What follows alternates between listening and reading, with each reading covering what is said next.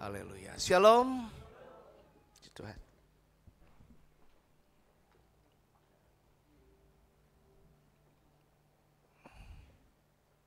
Dengan hati yang terbuka, dengan kesungguhan untuk dapat mengerti apa yang Tuhan kehendaki dalam hidup kita, maka kita memiliki modal baik untuk dapat dengar-dengaran akan apa yang Tuhan kehendaki di dalam kehidupan kita. Bapak, Ibu, Saudara kekasih Tuhan, hari ini saya mengajak kita untuk merenungkan firman Allah dengan tema, yaitu relasi yang erat dengan Roh Kudus.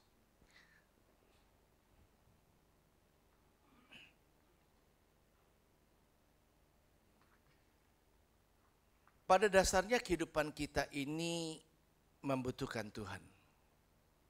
Yes, karena memang kita dicipta oleh Tuhan dan kita memiliki koneksi yang erat dengan Tuhan. Antara pencipta dengan ciptaan tidak dapat dipisahkan. Karena itu ketika kita terpisah, kita tidak sempurna dan kita tidak memiliki kemampuan apapun juga. Karena firman Tuhan katakan, di luar aku kamu tidak dapat berbuat apa-apa. Itu sebabnya kita tetap membutuhkan Tuhan. Dan Tuhan memanifestasikan di dalam kehidupan manusia untuk menyatakan dirinya. Dan semua tertera di dalam Alkitab yang menjadi pedoman firman Tuhan bagi kita. Dan hari ini kita akan membaca di dalam Kisah Para Rasul pasal 16 ayat 4 sampai 12. Firman Allah ini akan kita baca bergantian. Saya membaca ayat genap dan jemaat akan baca ayat ganjil sampai dengan akhir di ayat 12 kita baca bersama-sama. Firman Allah sudah saya siapkan tayangan di depan, jadi bisa dilihat ataupun boleh di gadget atau yang bawa Alkitab jauh lebih baik lagi. Firman Allah berkata demikian, dalam perjalanan keliling dari kota ke kota, Paulus dan Silas menyampaikan keputusan-keputusan yang diambil para rasul dan para penatua di Yerusalem dengan pesan supaya jemaat-jemaat menurutinya.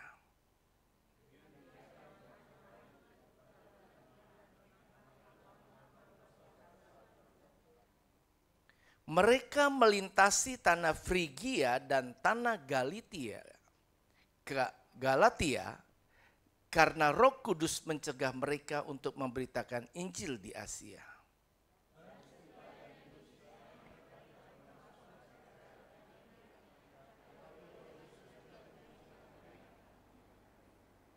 Setelah melintasi Misia, mereka sampai di Troas.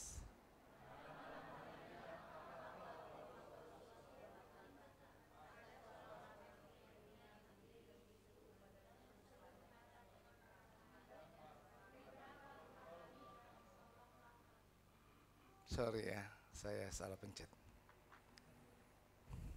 Demikianlah jemaat-jemaat diteguhkan. Oh sorry.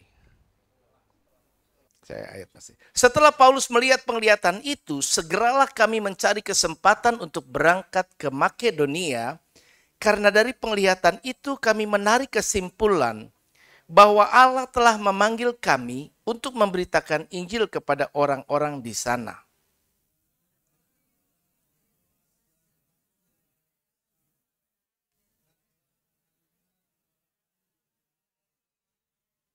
Yuk sama-sama. Dari situ kami ke Filipi, kota pertama di bagian Makedonia ini, suatu kota perantauan orang Roma.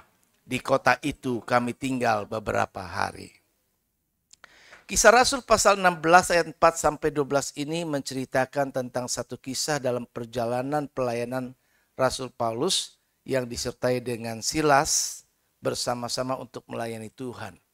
Dan dalam perjalanan misi mereka, satu hal yang mereka ingin lakukan adalah menyampaikan pesan dan ajaran, keputusan-keputusan yang diambil, kebijakan-kebijakan bagi orang-orang Kristen, pedoman hidup bagi orang-orang Kristen pada masa itu yang telah disepakati dan diputuskan oleh para rasul dan penatua yang berkantor berpusat di Yerusalem.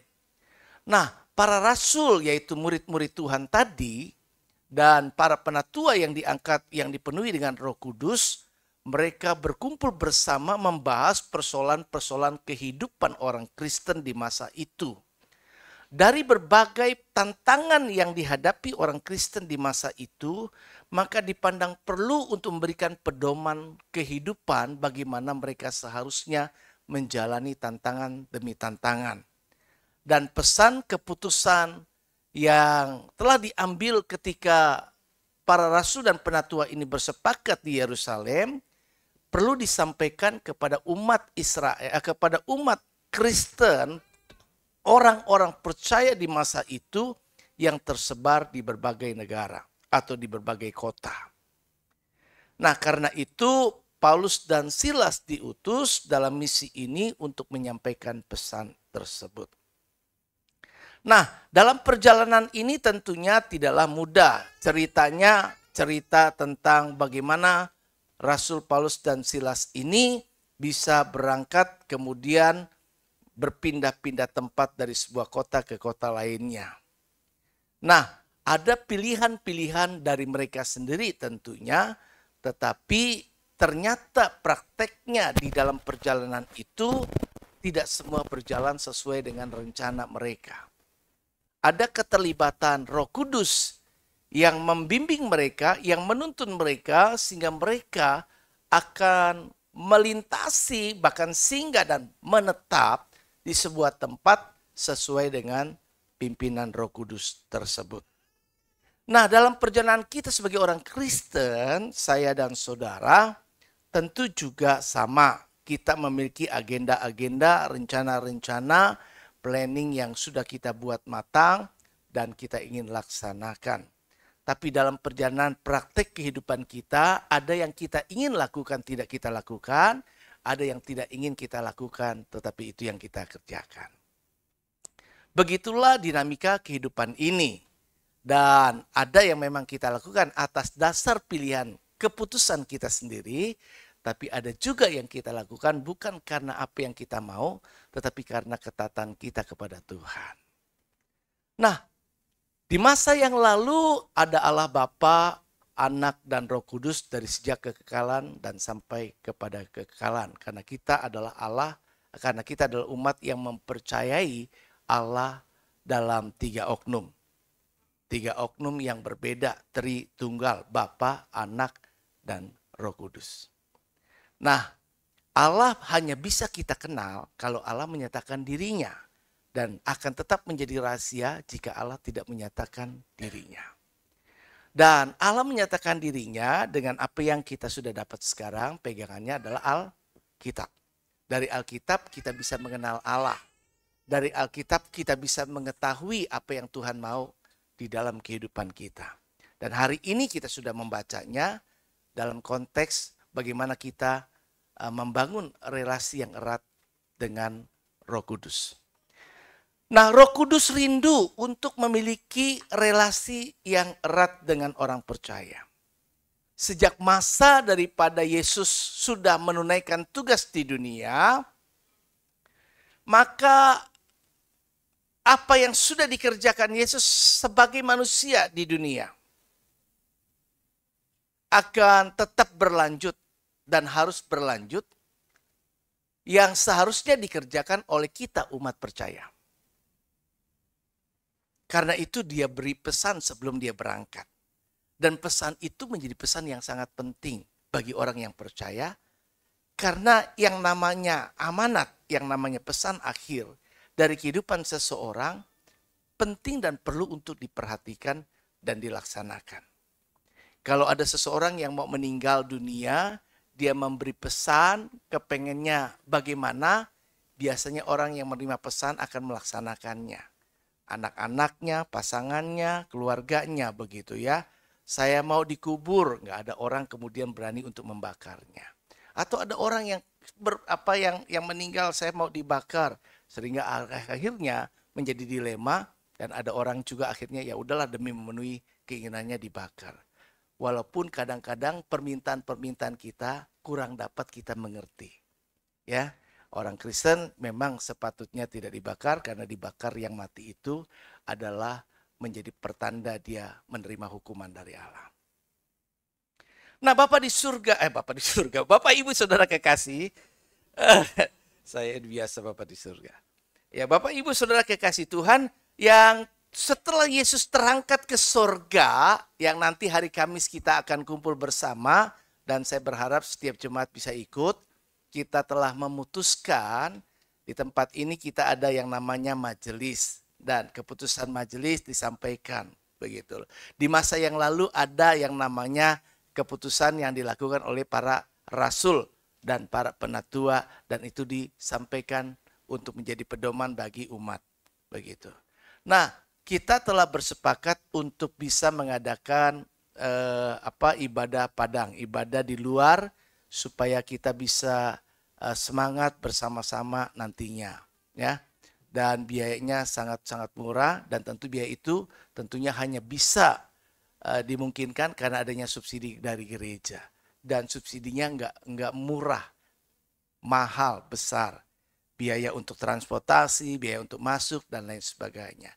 Jadi jika diminta hanya untuk sumbangsi 50.000, menandakan keseriusan jemaat untuk mau ikut serta dan ambil bagian, karena di situ juga ada bagian untuk bisa membeli konsumsi di makan siang. Tapi itu bukan yang saya mau khotbahkan. Nah, yang saya maksudkan adalah bahwa kebersamaan itu diperlukan, ya. Kebersamaan itu diperlukan. Manusia tidak pernah bisa hidup seorang diri. Demikian pun kebersamaan kita dengan Tuhan. Setelah Tuhan Yesus naik ke surga, kita kenal dengan sebuah pernyataan di Yohanes pasal 14, adalah sebuah hal yang dinyatakan oleh Yesus, bahwa dia perlu naik ke surga nantinya supaya bisa menyediakan tempat bagi kita sekalian, dan itu akan kita mengerti maknanya kemudian ketika kita memperingati kenaikan Tuhan. Tetapi satu tujuan dari semua yang tadi adalah keinginan untuk mengembalikan kita kepada komunitas Allah. Yaitu apa? Supaya di mana aku berada, kata Yesus, kamu tetap berada. Jadi bagi Tuhan, intimasi, keintiman, keeratan sebuah relasi hubungan itu adalah sesuatu yang diharapkan, diinginkan oleh Tuhan yang begitu mengasihi kita. Dan karena begitu besar kasihnya, dia punya misi untuk melakukan apapun yang bisa dia lakukan demi kita bisa bersama-sama kembali dengan dia. Nah, Roh Kudus yang diutus setelah Yesus terangkat ke surga akan menjadi roh penolong buat orang yang percaya, saya dan saudara. Roh Kudus ini akan jauh lebih efektif ketimbang Yesus ketika dia jadi manusia. Karena ketika dia jadi manusia, memiliki keterbatasan tempat dan lain sebagainya. Sehingga ketika dia berada di sebuah tempat di sini, maka dia secara fisik tidak berada di tempat lain. Tapi penyertaan Tuhan itu sekarang di masa anugerah itu dalam wujud oknum yang ketiga, yaitu Roh Kudus. Ada Bapa, ada Anak, ada Roh, dan ketiganya adalah Allah. Nah, oknum Roh Kudus inilah yang menyertai saya dan saudara sebagai orang yang percaya. Dan dia bisa menyertai kita yang ada di sini, juga menyertai di berbagai tempat lainnya. Semua orang bisa dapat disertai Tuhan. Dan salah satu daripada tugas Roh Kudus ini memperlengkapi orang percaya agar bisa ditolongnya di dalam perjalanan kehidupan selanjutnya. Supaya apa yang diinginkan Tuhan dapat terlaksana dan saya dan saudara akhirnya bisa mencapai tujuan Allah sampai semua diselamatkan. Karena itu Roh Kudus ingin sekali bangun hubungan dengan kita. Roh Kudus ingin supaya kita bisa ditolongnya. Dia tidak ingin meninggalkan kita. Karena itu kita disebut sebagai rumah Allah atau bait Allah. Baitnya Roh Kudus untuk tinggal di dalamnya. Jika hidup kita tidak ditinggali oleh Roh Kudus, maka pada dasarnya ada roh lain yang juga ingin tinggal. Karena itu daripada ditinggali oleh oknum yang lain, mendingan kita kasih kepada Roh Kudus. Karena itu biarlah kita menjadi bait-baitnya Allah, di mana Roh Kudus tetap betah tinggal di dalamnya. Dan hubungan yang baik yang perlu dibangun, relasi yang erat itu akan membawa keuntungan buat orang yang percaya, yang menjaga hubungan baik dengan Roh Kudus tadi. Karena pada dasarnya kalau dia ada bersama dengan kita, dia siap menolong kita. Dia siap menolong dalam bentuk yang lain. Pemeliharaan Allah berlaku melalui pertolongan Roh Kudus. Perlindungan Allah berlaku melalui pertolongan Roh Kudus. Bahkan mujizat yang dinyatakan Allah dianugerahkan buat orang percaya juga berlaku dengan kekuatan pertolongan kuasa Roh Kudus. Kita bisa lihat manifestasi Roh Kudus membuat karya Allah yang luar biasa sehingga orang sakit dalam bentuk rupa apapun sakit penyakitnya bisa mendapat pengharapan dan kesembuhan. Ya, bahkan yang mati pun sekalipun bisa dibangkitkan oleh kuasa Roh Kudus. Kalau ada kuasa di dalam diri kita, maka hidup kita penuh kuasa. Hidup kita akan penuh kemenangan. Persoalan bisa kita hadapi. Karena ada Roh Kudus di dalam hidup kita. Nah, itu sudah hidup nyata di dalam gereja mula-mula di masa perjanjian baru yang awal-awal. Kehidupan jemaat mula-mula menjadi contoh bagaimana karya Roh Kudus bekerja pada orang-orang percaya yang membuat kehidupan relasi antara orang-orang percaya itu menjadi begitu luar biasa harmonisnya, rukunnya, ya. Sehingga kalau ada Roh Kudus di dalamnya, ada kasih Tuhan memenuhi. Kalau ada kasih Tuhan di antara kita, maka hubungan satu dengan lain akan terjalin dengan sangat baik. Dan karena itu mereka semua menjadi orang-orang yang tidak lagi bercokol dengan egonya, tapi Roh Kudus yang bercokol di atasnya, sehingga membuat semua sehati, sepikir, sejalan. Sehingga mereka rela untuk dapat saling melengkapi. Yang berlebih akan melengkapi yang berkekurangan. Ya, jadi sehingga ada terjadi keseimbangan. Keseimbangan itu selalu menjadi harapan dan menjadi sesuatu yang ideal yang seharusnya tercipta dalam kehidupan di dunia. Kehidupan secara rohani, kehidupan secara duniawi seimbang. Kehidupan kita perlu banyak hal yang sifatnya harus seimbang. Kita tidak boleh berat sebelah. Kita tidak khususnya, kecuali khusus untuk orang-orang yang memang dikhususkan untuk spesial pekerjaan Tuhan, maka dia fokus untuk yang itu. Tapi kalau tidak, maka kita punya tanggung jawab dalam kehidupan kita.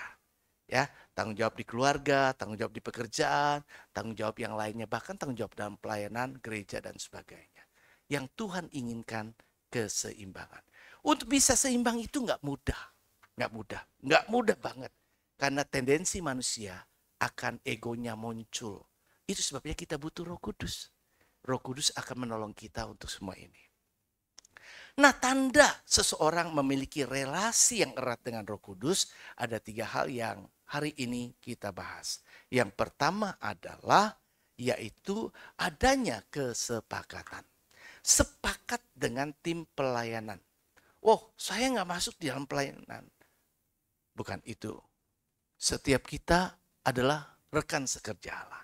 Orang-orang percaya itu adalah orang-orang yang siap bisa melayani Tuhan. Bentuk pelayanan itu tidak harus di atas mimbar. Bentuk pelayanan itu tidak dalam bentuk-bentuk yang di dalam gereja. Bentuk pelayanan itu dalam banyak hal lainnya dalam kehidupan sehari-hari kita. Di rumah tangga kita bisa melakukan pelayanan. Di dalam pekerjaan, kita bisa melakukan pelayanan. Di dalam kehidupan kita hari lepas hari, semua ada bentuk pelayanan-pelayanan yang kita kerjakan.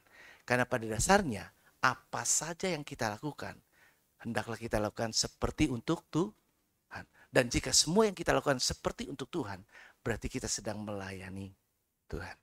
Bahkan jika kita melakukan untuk orang-orang yang terhina sekalipun kata Tuhan, dia sudah melakukannya untuk aku. Orang-orang yang berkekurangan kita tolong, mereka juga sudah kita lakukan. Kita sedang melayani Tuhan. Kadang orang kagak paham, kapan Tuhan engkau telanjang, kapan engkau ada dalam ini dalam keadaan situasi kayak gini. Tuhan bilang, semua yang kau lakukan untuk orang-orang yang mengalami seperti itu, engkau sudah lakukan untuk aku. Nah, ketika kita mengerjakan semua hal tadi, maka penting bagi kita kata sepakat. Paulus dan Silas memberikan keteladanan tentang kesepakatan itu. Mereka berjalan berkeliling untuk menyampaikan keputusan para rasul dan penatua di Yerusalem. Ada lagu kan bilang, sungguh alangkah baiknya, sungguh alangkah indahnya bila saudara semua hidup rukun bersama. Wah, berkat Tuhan dilimpahkan di sana. Pelayanan ada berkat, pelayanan membawa dampak. Apa yang kita kerjakan membawa dampak. Jika ada kerukunan di dalamnya, jika ada kesepakatan di dalamnya. Apa yang kita kerjakan di kantor, jika sepakat semua karyawan, pasti akan membawa dampak yang indah. Kalau kita di rumah juga sepakat semuanya, itu membawa dampak yang indah. Nah, untuk sepakat itu tidak mudah. Tidak mudah. Sekali lagi, setiap kita pada dasarnya akan sepanjang ego masih ada di atas Roh Kudus. Roh Kudusnya di bawah tidak berkarya, kita tidak memiliki relasi yang baik, maka kendali atas hidup kita itu tentu adalah diri kita sendiri. Yang saya mau. Jika semua mengutamakan yang saya mau, maka kita sulit mendapat titik temu untuk dapat mengerjakan secara bersama. Pada dasarnya manusia itu nggak bisa kerja sendiri. Hidup kita ini didesain menjadi makhluk yang selalu butuh sosialisasi dan butuh orang lain. Itu sebabnya kenapa kita paham Adam itu tidak menjadi manusia satu-satunya di dunia. Ketika Allah menjadikan Adam, maka diambil bagian dari Adam untuk menciptakan yang lain. Manusia yang lain. Karena Tuhan tetap menulis dalam Alkitab, tidak baik manusia seorang diri. Bekerja seorang diri, semua dilakukan seorang diri. Ada orang yang rasanya lebih bebannya berat dan ada orang yang nyantai. Itu bukan hal yang dikehendaki Tuhan. Berat sangat sama dipikul, ringan sama dijinjing. Berdiri sama tinggi, duduk sama rendah. Kesetaraan, keseimbangan menjadi sebuah kehidupan yang harmonis. Dan kalau harmonis itu seperti ada gula, pasti datang semut. Itulah kehidupan yang ada diwujudkan di jemaat mula-mula. Begitu indah. Dimulai dari yang melayani. Nah, kalau yang melayaninya itu sebagai tim orkestra yang harmonis, itu indah. Coba bayangkan kalau tadi WL dengan pemusik, itu nggak harmonis. Dengan singer juga. Ada singer yang suaranya bisa menonjol lebih lagi dan sebagainya. Saya pernah hadiri di waktu saya tugas di Medan. Pada suatu minggu, karena saya melampaui waktu tinggal di Medannya itu hari Minggu lewat, jadi Minggu saya cari gereja. Dan saya ada di sebuah gereja yang dulu tempat Yafet Rinso Marbun sebagai pembinanya di tempat ini. Di situ saya hadiri sebuah KKR yang dari orang bule yang biasa ada di TV itu. Dan dulu masih diterjemahkan. Wah, saya lihat KKR. Namanya KKR kan harusnya terbangun dong. Tapi ternyata baru kali itu saya temukan dalam sejarah hidup saya dalam ibadah yang pelayanannya nggak kompak. Waktu hamba Tuhan yang khotbah ini mau naikkan pujian setelah khotbah, itu antara musik dengan si pengkhotbah nggak nyambung.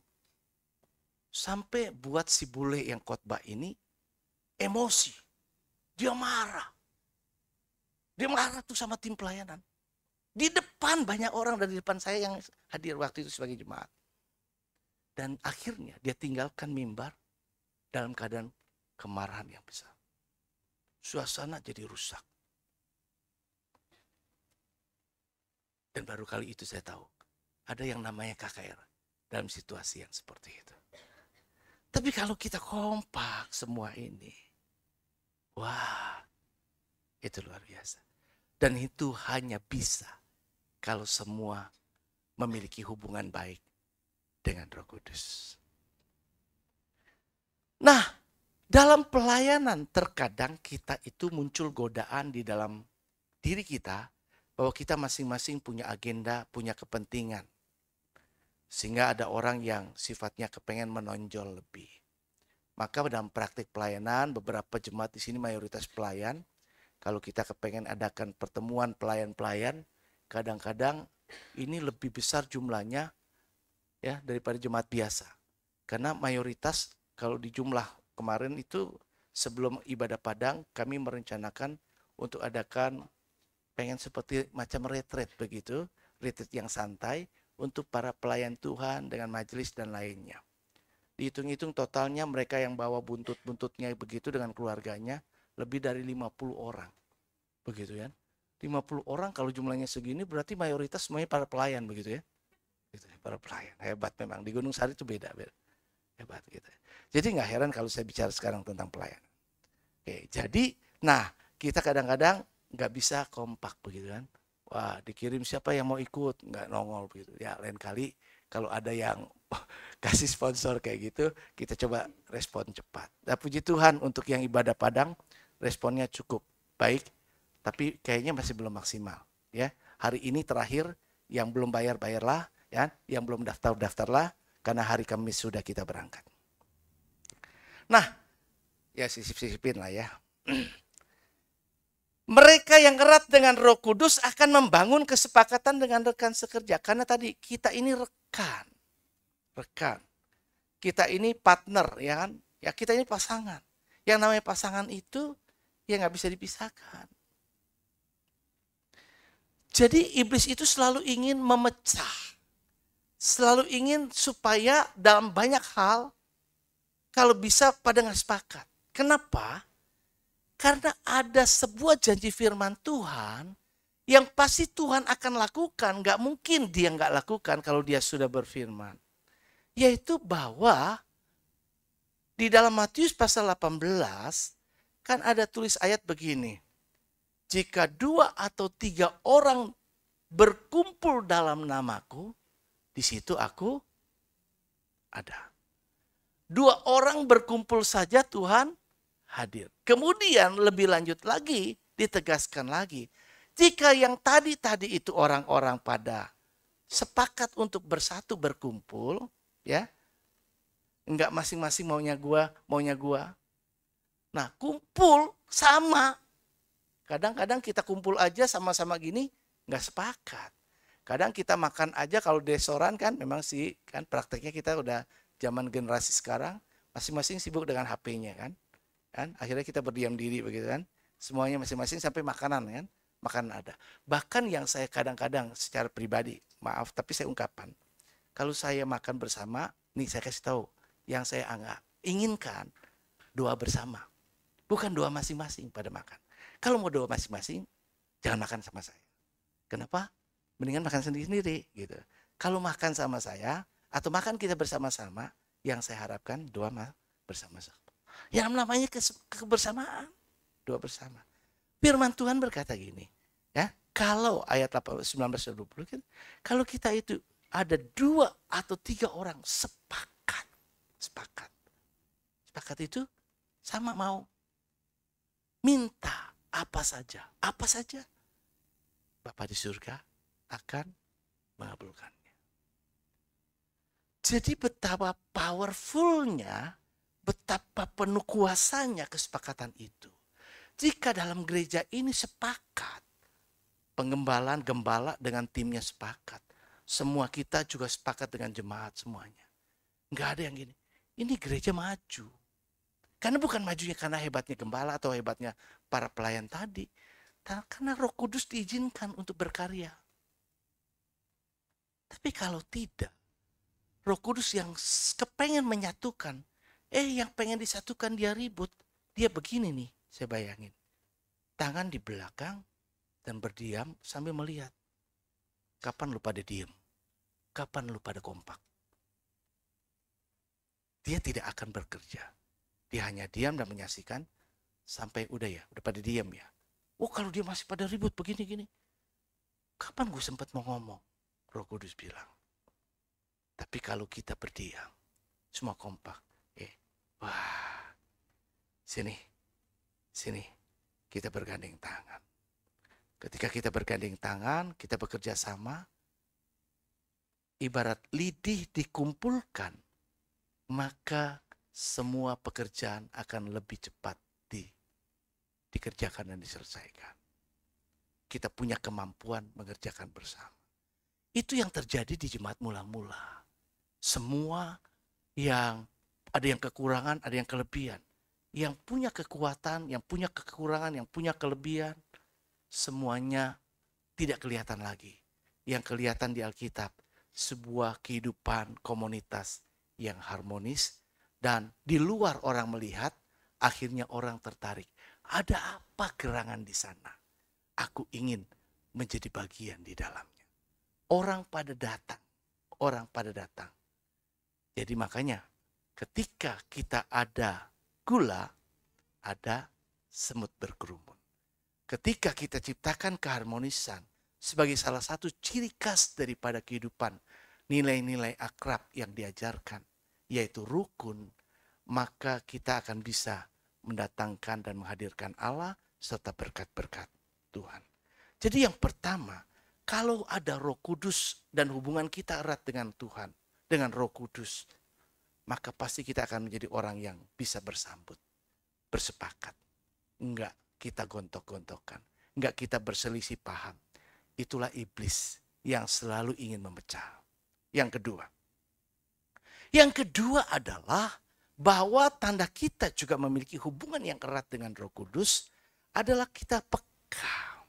Semakin kita membangun hubungan, semakin kita dapat mengerti. Semakin tercipta yang namanya chemistry. Semakin mudah untuk bisa memahami bahasa-bahasa isyarat yang bisa digunakan. Kadang-kadang kita ini bahasanya bahasa verbal. Kita bisa mengerti dari mendengar. Kadang-kadang ada bahasa visual. Kita bisa mengerti setelah kita melihat. Ada bahasa-bahasa yang kadang-kadang perlu secara kasat mata yang bisa terlihat untuk bisa kita terima. Tapi tidak selalu demikian. Karena yang namanya roh itu secara wujud tampak jasmania tidaklah berwujud. Dia roh yang tak terlihat.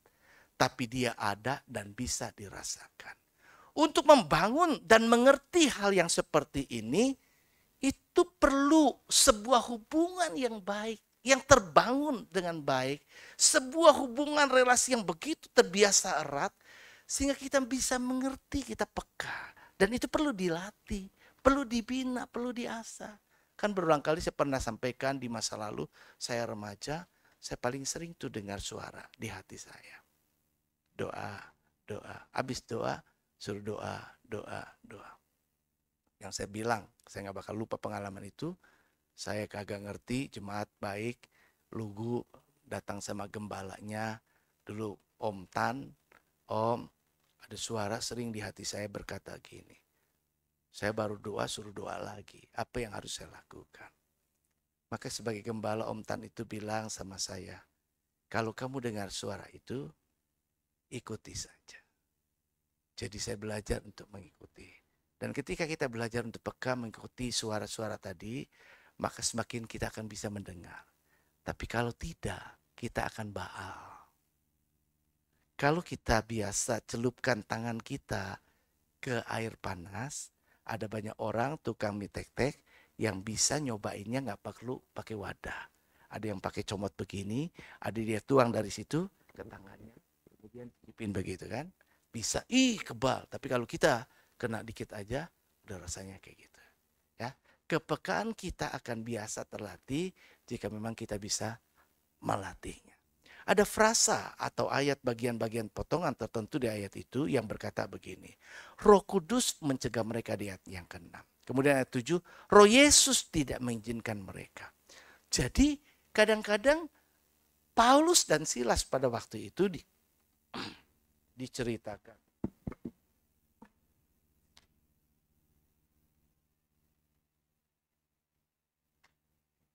Diceritakan di dalam apa yang sudah kita baca tadi. Dia pengen sebenarnya yang begini. Tapi Roh Kudus yang ada dalam dia itu berkata, jangan, tidak.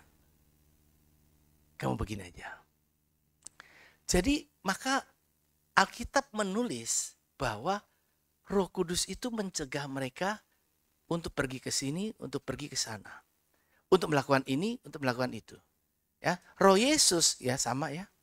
Roh Yesus ya juga sama, mencegah mereka, tidak mengizinkan mereka begini dan begitu. Segala sesuatu di dunia ini bisa diizinkan tuh, bisa terjadi hanya karena diizinkan oleh Tuhan katanya.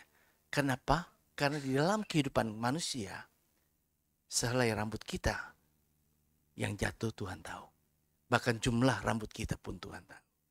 Jadi ada Tuhan yang terlibat di dalam. Kita menyadari kehidupan kita ini bahwa kita butuh Tuhan di dalamnya. Jadi kita lihat di sini bahwa perlu buat kita melatih diri mendengar. Dan kalau mau taat sama Roh Kudus yang tak kelihatan, latihlah dirimu menjadi taat kepada yang kelihatan. Bagaimana dengan yang kelihatan kamu gak taat, kamu bilang saya bisa taat dengan yang tak kelihatan. Alkitab menulis, bagaimana kamu berkata, aku mengasihi Tuhan, tapi engkau tidak mengasihi saudaramu katanya. Begitu ya. Yang kelihatan saja tidak mampu kamu lakukan, apalagi yang tak kelihatan. Itu sebabnya jadi orang yang selalu belajar untuk taat, dengar-dengaran, peka, latih. Kebiasaan dan karakter yang suka taat itu menjadi sebuah hati yang lunak, tidak keras di dalam diri kita. Kemarin saya sampaikan di ibu-ibu mengingatkan kembali. Pada dasarnya manusia memiliki 4 jenis hati. Hati yang pertama adalah hati yang seperti di pinggir jalan. Di pinggir jalan ada yang di aspal, ada yang di semen, ada yang lain-lainnya. Itu keras. Kalau ada di pinggir jalan di sana depan gereja, saudara mau taruh benih, ya, firman Tuhan diajar, tapi hati saudara seperti itu, maka benih itu tidak bisa tumbuh di dalamnya. Karena ada kekerasan hati. Saudara punya benteng-benteng tertentu. Kekerasan hati itu mungkin saudara punya paham dan pengertian sendiri. Sehingga dengan pengertian dan paham saudara, saudara tidak menerima paham yang lainnya. Maka benih firman yang diajar, ditabur tidak akan pernah bisa tumbuh. Yang kedua jenis tanah hati yang berbatu-batu. Saudara ada banyak pergumulan, saudara punya banyak masalah, saudara punya persoalan-persoalan dan sebagainya. Itu memenuhi semua yang tadi. Ada banyak hal-hal lain pokoknya di luar yang lainnya yang akhirnya terpenuhilah hati kita ini, terbentuklah kehidupan kita yang menjadi keras. Yang kemudian akhirnya cuma ada sisa sedikit saja ruang, tanah tipis yang ada di situ. Sehingga ketika benih dengar firman Tuhan ditabur, ya dia senang sih bisa terima. Tapi nggak berakar. Kenapa nggak berakar? Poin pertama tadi, karena dia tidak keras kan, tidak bisa mengerti. Ya, saya bilang akarnya masalah nggak ngerti. Nggak ngerti, kalau firman Tuhan saudara dengar sekarang, kagak ngerti, boro-boro bisa berakar. Kan? Boro-boro bisa bertumbuh. Pasti nggak bertumbuh. Saudara nggak ngerti itu bisa juga karena faktor saudara tidak perhatikan dengan sungguh-sungguh. Kalau nggak perhatikan dengan sungguh-sungguh saat dengar firman Tuhan, matamu ke depan, fisikmu ada di ruangan ini, tapi pikiranmu menjelajah ke seluruh dunia, maka kita nggak bisa dengar, terima firman. Ya, ada hal-hal yang mengganjal batu-batu yang memenuhi kita. Kemudian yang ketiga, ada kekhawatiran hidup, ada banyak hal yang lain. Ya. Kalau sekarang dengar firman Tuhan, ada pikiran melayang ke rumah, ada dan sebagainya. Saya pernah ke situ kadang-kadang. Saya suka orang yang suka lupa. Saya pernah begitu masuk ke mall, lupa. Mobil udah saya kunci belum? Akhirnya saya harus keluar lagi, balik, ya, jalan lagi untuk memastikan mobil sudah terkunci belum. Itu jalan-jalan nggak apa. Tapi kalau jalan-jalannya lagi sekarang, lagi dengar firman Tuhan, pikirannya jalan-jalan pulang ke rumah, ya. Jangan-jangan gue lupa matiin kompor, ya kan? Nah, jadi kekhawatiran terhadap kompor tadi lebih besar daripada saudara mau terima dengar firman Tuhan. Maka apa yang saya sampaikan udah lewat, nggak bertumbuh, nggak bakal bisa. Jadi Kristen yang bisa baik. Dan yang terakhir baru tanah yang subur. Tanah yang subur gembur itu adalah hati yang lunak, hati yang lembut, hati yang mau dengar-dengaran, hati yang mau dibentuk, hati yang rendah Tuhan. Mengosongkan diri adalah pilihan. Yesus itu Tuhan. Dia hanya bisa menunaikan tugasnya dengan satu teori yang perlu kita teladani. Mengosongkan diri, mengambil rupa seorang hamba. Mengosongkan diri, mengambil bagian sebagai murid yang mau belajar dan diajar. Nah, peka tuntunan Roh Kudus dapat kita peroleh, bisa kita mengerti itu melalui pertama adalah Alkitab yang sudah dituliskan. Dari Alkitab kita bisa paham, kita bisa mengerti apa yang Tuhan mau. Yang kedua adalah dorongan hati yang kuat. Kadang-kadang ada sebuah dorongan hati yang begitu kuat sekali yang bisa tiba-tiba muncul. Latih, ikuti. Saya sering suka dapat dorongan-dorongan hati yang kuat. Kalau saya siapkan firman juga sama. Cari-cari begini-begini, ini begini, pakai logika. Aduh kayaknya masih nggak serak. Aduh udah waktunya nih. Gimana nih? Masih juga nggak ketemu. Tapi ketika kita tiba-tiba lagi misalnya biasanya saya suka lagi nyantai begitu kan. Lagi di kamar mandi, merenungkan kayak begitu. Kan nggak ada kegiatan apa-apa gitu kan. Nah disitulah baru kadang-kadang, begini ya. Bahkan kadang-kadang saya baca orang yang kirim ayat, dari satu ayat itu Tuhan bicara, begini. Tiba-tiba tuh muncul semua yang dipaparin, begini. Oh. Jadi saya langsung catat. Atau kalau tidak, catat, suka lupa. Kadang-kadang saya keluar dulu dari kamar mandi, saya catat. Atau saya ambil handphone, saya bikin note di situ. Jadi kemudian baru dimatangkan. Jadi kadang-kadang dorongan. Roh Kudus mau berbicara kepada kita, kadang bisa melalui dorongan hati yang kuat. Ataupun juga melalui beban yang ditaruh Tuhan. Ya, tiba-tiba pikiran kita dikuasai beban seperti ini. Saya harus begini. Pokoknya ini harus begini, nggak bisa gini. Jadi mengerjakan yang lainnya nggak bisa. Pokoknya harus itu dulu diselesaikan dulu. Ada suatu beban. Ada orang yang punya beban tertentu untuk melakukan sesuatu. Dan selama bebannya belum dilaksanakan, Roh Kudus akan terus ngotot bicara. Kecuali orang itu udah benar-benar bebal. Dia tidak mau dan tetap mengeraskan hati, tidak mau taat, maka akhirnya berhentilah suara itu bicara kepada kita. Artinya bukan berhenti, tapi kita tidak mampu mendengarnya lagi. Yang keempat, melalui mimpi dan penglihatan. Dan yang kelima, bisa melalui rohaniawan yang diurapi Tuhan.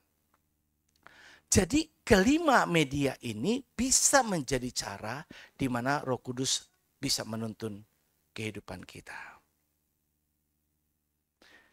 Yang terakhir, yang berikutnya adalah bagaimana dalam konteks ini kita lihat tuntunan Roh Kudus nyata melalui mimpi penglihatan yang dialami Paulus dan Silas di ayat yang ke-9 yang tadi kita baca.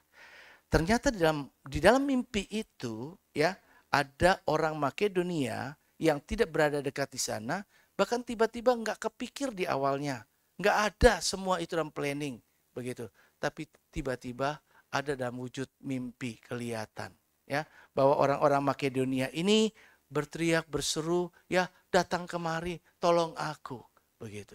Jadi ada kadang-kadang situasi-situasi tertentu Tuhan mau mengutus kita, Tuhan punya misi tertentu dalam hidup kita.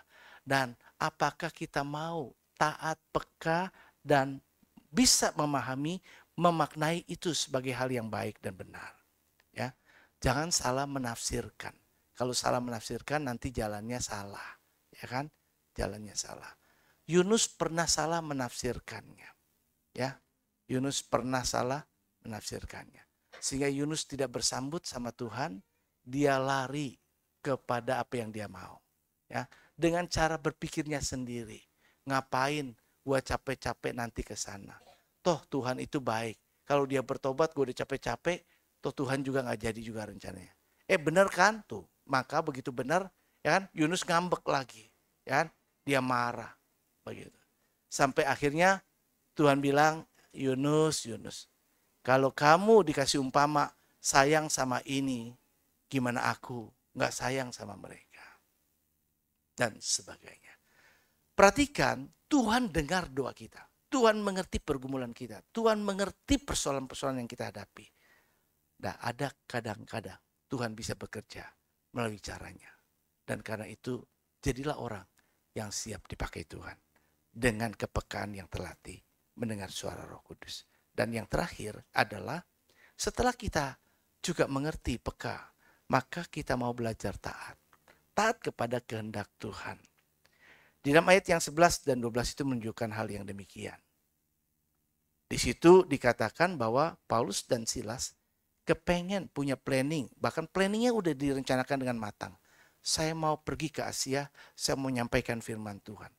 Memang baik loh nyampaikan firman Tuhan, nyampaikan berita Injil, ajar orang-orang Asia supaya percaya Yesus. Tapi di saat itu konteksnya, Roh Kudus punya rencana yang lain. Ya. Maka atas petunjuk Tuhan, maka Paulus dan Silas mengambil kesimpulan, Tuhan mau kita ini loh, Tuhan mau kita ini. Setelah mengerti Tuhan maunya kita gini, kadang-kadang manusia kalau nggak sama dengan apa yang dia pikir, dia tidak akan mau terima atau dia tidak akan percaya. Ini seringkali yang terjadi di lapangan. Kita berdoa, berdoa, berdoa. Kadang-kadang anak muda cari jodoh, dia doa bersama Tuhan. Tuhan, aku mau jodoh begini. Aku pengen kriterianya seperti ini.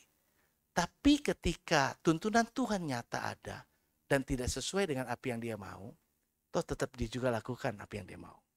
Jadi itulah kenyataannya. Nah, kita harus belajar untuk taat. Kalau memang kita libatkan Tuhan, ya sudah libatkan Tuhan, izinkan Tuhan bekerja dan berkarya sampai akhir. Banyak kita prakteknya di lapangan, kita terbiasa bisa memulai tetapi nggak bisa mengakhiri dengan baik. Karena itu belajarlah dari apa yang bisa kita kerjakan. Kalau kita kerjakan, ditugaskan, kerjakan sampai akhir. Wujudkan itu sampainya. Kalau udah terbiasa kayak gitu, maka kita kepengen Tuhan berkarya dalam hidup saya sampai akhir. Saya tidak tahu ke depan akan jadi kayak gimana. Tapi saya adalah orang yang mau pasang badan, tetap ikut apa yang Tuhan mau. Bersedia terjadi reorientasi. Bersedia dipakai Tuhan. Bersedia apapun yang Tuhan mau. Apapun. Apapun.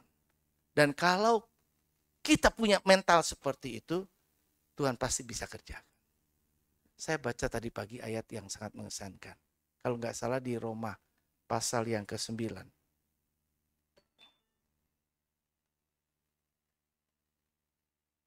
Saya pastikan lagi, saya lupa.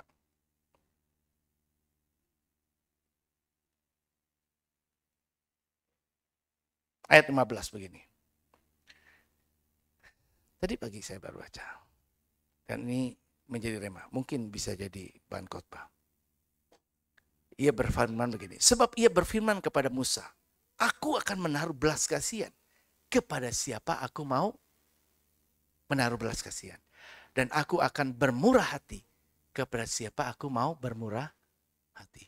Jadi ujung-ujungnya gini. Ujung-ujungnya adalah kedaulatan Tuhan. Suka-sukanya Tuhan. Jadi jangan cuma nyanyi. Suka-sukamu Tuhan. Suka-sukamu Tuhan. Prakteknya suka-sukaku juga. Gitu kan. Suka-sukaku juga. Jadi kalau kita suka-sukanya Tuhan. Tuhan itu bilang ya tergantung dia. Dia mau ngapa enggak. Kan? Jadi persoalan di sini. Tuhan bilang kepada Musa. Musa.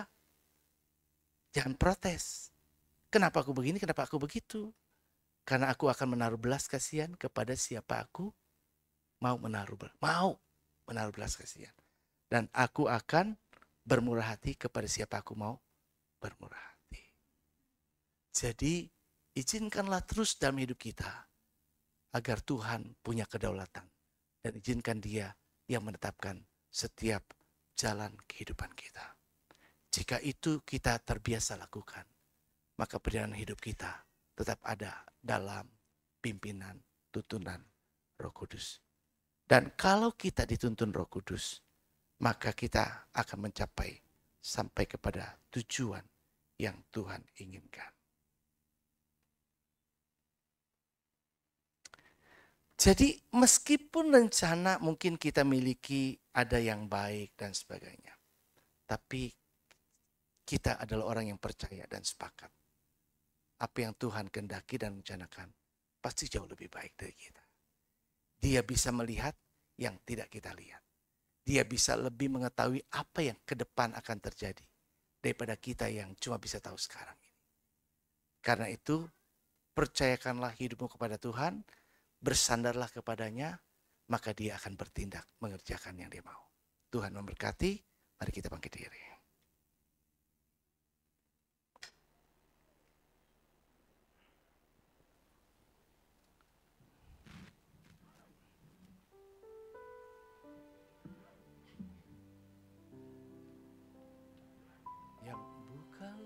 Tuhan, hati kami semua. Apa tadi? Oh yang tadi ya? Oh iya, kami berkumpul. Kami berkumpul untuk memuji-Mu. Haleluya.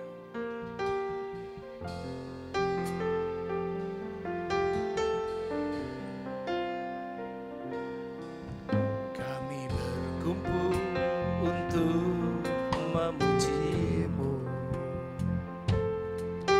Kami berkumpul untuk menyembah-Mu.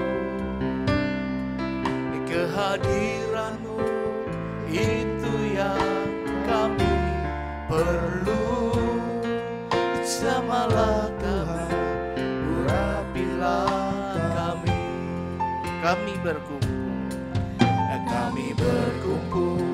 untuk memuji-Mu.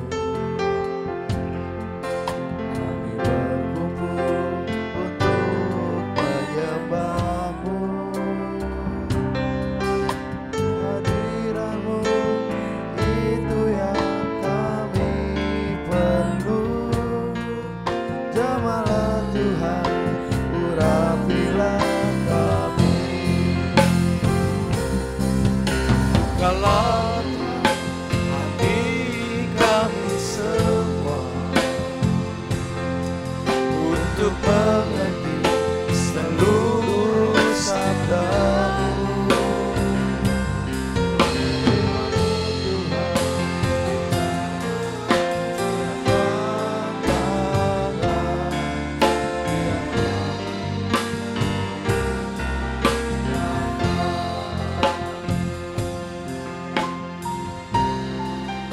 Perjamuan Kudus, silakan ke depan.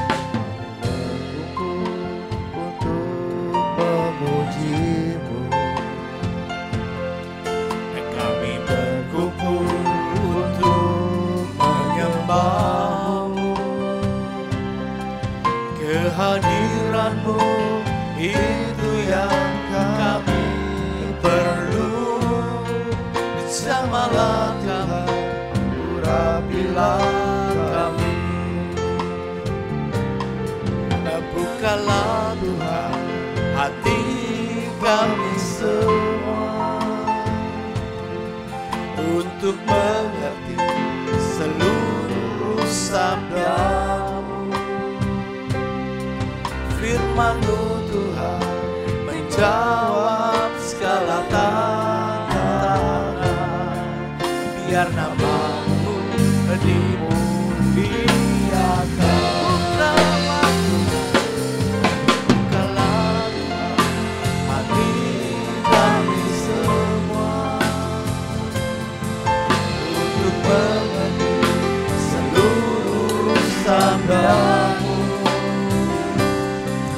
Firman-Mu Tuhan menjawab segala tantangan.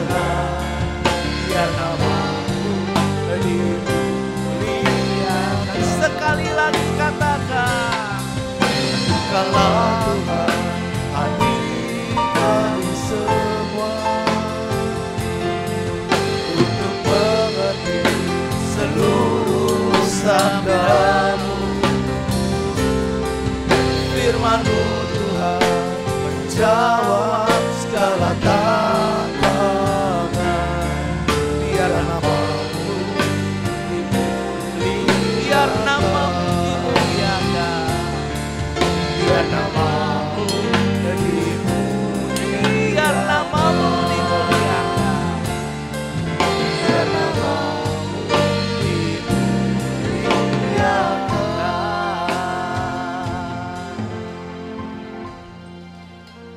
Satu kerinduan kami, biarlah nama Tuhan terus dimuliakan dalam hidup kami. Untuk itu Tuhan, kami mau bersambut, kami mau terus belajar membangun sebuah relasi yang erat, yang intim dengan Roh Kudus. Karena kami butuh Roh Kudus Sang Penolong di dalam kehidupan kami.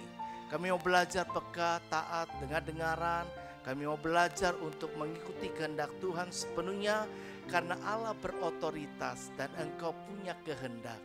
Dan biarlah kehendak Tuhan yang jauh lebih daripada apa yang kami kehendaki, jauh lebih baik terjadi atas kehidupan kami. Bapa, sebentar kami akan masuk dalam sakramen perjamuan kudus. Layakan setiap kami, kuduskan kami di hadapan Allah untuk dapat menerima sakramen ini. Sehingga apa yang kami terima, dalam iman percaya kami bahwa Tuhan yang begitu mengasihi kami telah berkorban bagi kami.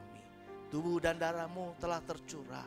Engkau telah berkorban untuk menjadi penebusan buat kami. Maka kami terima dalam iman.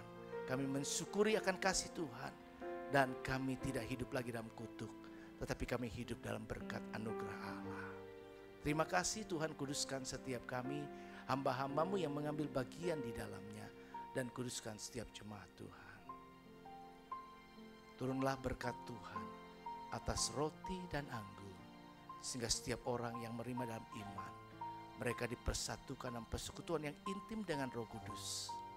Dan kami dibangun, kami dikuatkan, dan kami diberi kuasa untuk hidup berkemenangan. Dalam nama Yesus. Haleluya.